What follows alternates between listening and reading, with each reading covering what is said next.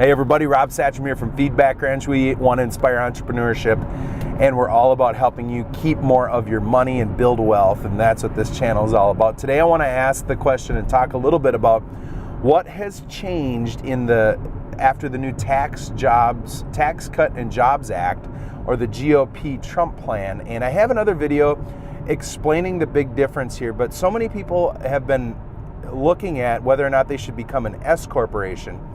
Because remember, if you make regular wages and your wages start to get north of or if you own your own small business and you want to mitigate your taxes, remember that becoming an S corporation can help you mitigate a ton of your self-employment taxes. And it's only your self-employment taxes, right?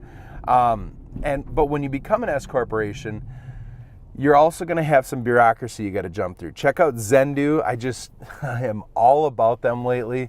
They are such a great service. They provide payroll, bookkeeping, accounting, real live CPA support, and they're technologically advanced.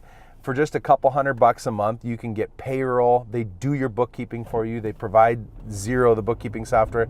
And then they do your taxes, corporate and personal, for you. You got to get the right bundle, but boy, I tell you what, they are so inexpensive, and then you can just focus on your business. It's great. But remember, becoming an S-Corp is an amazing way to mitigate your taxes. And then this new Tax Cut and Jobs Act, the Trump GOP tax plan, came in, and everybody's wondering what the big deal is. What has changed? Well, here's a couple of things that have changed. First off, remember that there's this new additional write-off that occurs for pass-through income.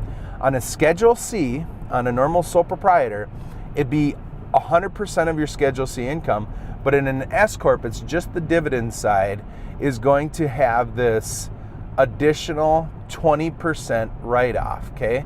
This additional 20% write-off on your personal taxes can be really advantageous when you are a small business owner, especially when you're in a higher tax bracket.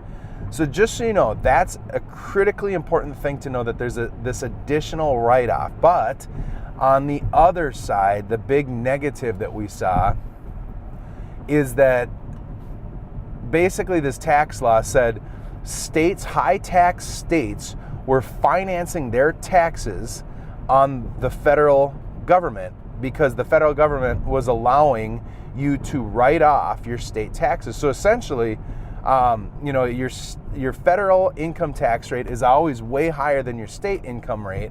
So what was happening is the states are like, man, we can get away with a ton of taxes because nobody cares as long as it's not as bad as the federal taxes.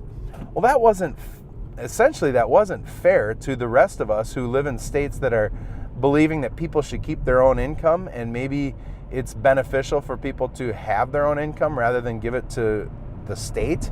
And yeah, I have a lot of opinions on that. I feel like the most efficient spend on money is within consumers' hands. But that's basically what happened is these high tax states were saying, hey, we can inch our taxes up and up and up, and nobody cares because, boy, as long as it's not as bad as the federal taxes, it doesn't matter. They're not going to care because they're writing it off. So basically what happened is this tax law put some gates around that and reduced that a lot. And really what it is now the states that had been raising their taxes are sitting there having their constituents saying, hey, wait a minute, now I suddenly care about how high my tax rate is. I used to not care as long as it wasn't worse than the federal income tax rates, but now I care, right? So if you live in a high tax state, there's definitely some problems that could work out where you pay more in taxes. And then the last thing, there's some rules around itemization that could impact you kind of negatively. But for the most part, what has happened for small businesses have a huge benefit. And it's because they get this new 20% tax deduction. Talk to your tax professional. Check out Zendu if you're a small business. But those are the big nuggets out of this new law. The other thing that I'd add in the comments, there's a whole bunch of things that are being wrestled through tax law right now.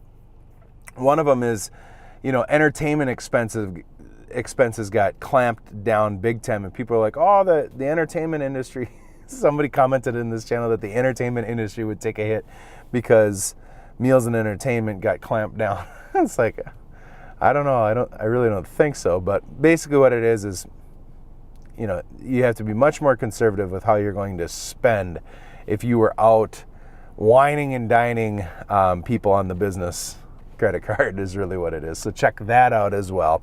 But I'd love to hear your questions down in the comments. I'm going to have a friend of mine come and answer a ton of them. So if you have more tax questions, let us know in the comments what they are, and hope this is helpful.